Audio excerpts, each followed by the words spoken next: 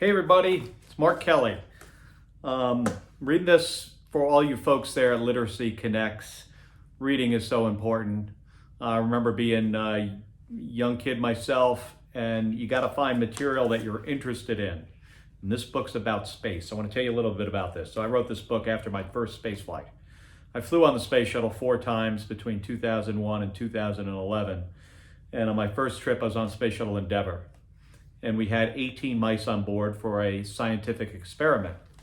And after that trip and taking these little guys into space, I was inspired to write this book called Mousetronaut.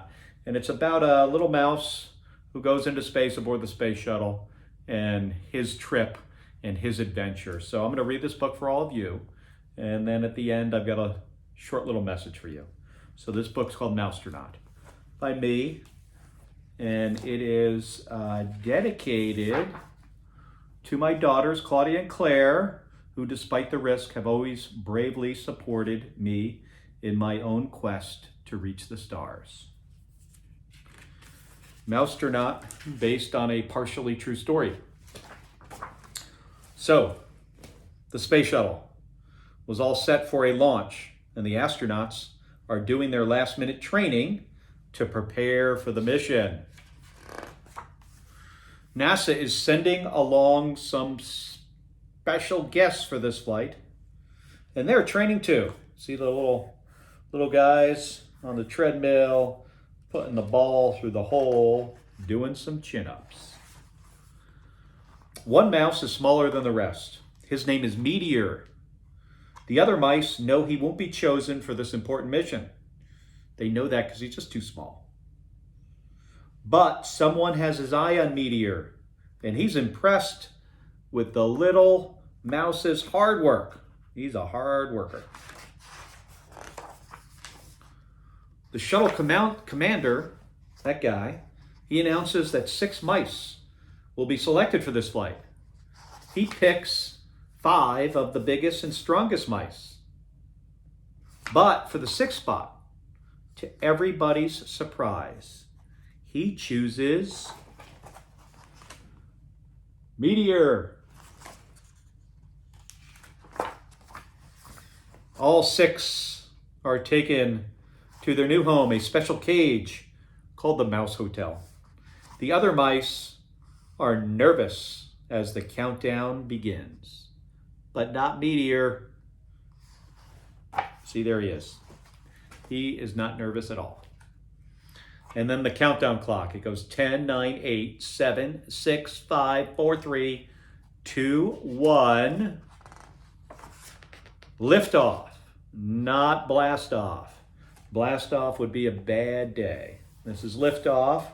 There's the space shuttle on the external tank, 2 solid rocket boosters, 7.5 million pounds of thrust right on your back. You accelerate from 0 to 17,500 miles an hour in just 8.5 minutes. It's a lot of fun. I highly recommend it to all you kids out there. But back to the book. At first, the mice are pressed against their cages by the power of the launch. But then the pressure goes away. The other mice cling to their cage in terror. But not Meteor. He loves the feeling of weightlessness. He's floating. Hey, little guy, the commander says, you're a natural, a real live mousetronaut. Not an astronaut, a mousetronaut. Here they are on the flight deck of the space shuttle. Meteor is taken from the cage, because he really gets this, right? He's taken from the cage, and he gets a tour of the space shuttle. He could even see the Earth. See the Earth there? Way off in the distance.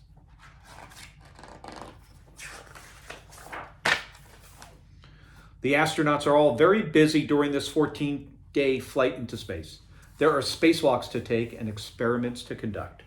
But what can Meteor do to help? He's wondering. What can he do to help? And then, while answering an email, yes, we have email in space, one of the astronauts notices that the key to the control panel is stuck between the 2 monitors. When he tries to get it out, accidentally, he pushes it, and it gets wedged further down. This isn't good, says the commander. We need that key back. One astronaut tries to move the monitor, but it doesn't budge. Another slips her fingers into the crack, but the key, it's stuck down too deep. One even tries pushing it out with a long piece of metal, but with no luck. Nobody can reach it. The astronauts are starting to get worried, but as they discuss the problem, a tiny figure has an idea. Being the smallest isn't a bad thing, Meteor says. He says this to himself. Maybe I can be useful on this flight. So they're all thinking over here, what are they going to do?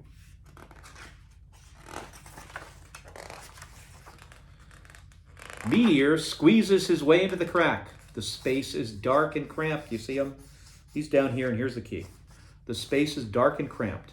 But Meteor, he spots the key, and he tugs at it with all his might. Hey, look at what our tiny friend has done, the commander says. He has saved the mission. See, he's got the key. They're very happy. When the shuttle returns to Earth, Meteor is declared a hero.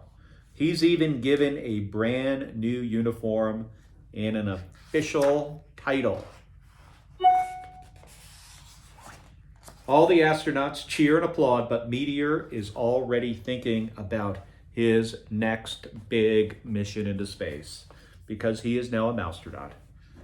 And that's his next mission. So I hope you enjoyed the book. Very important to read.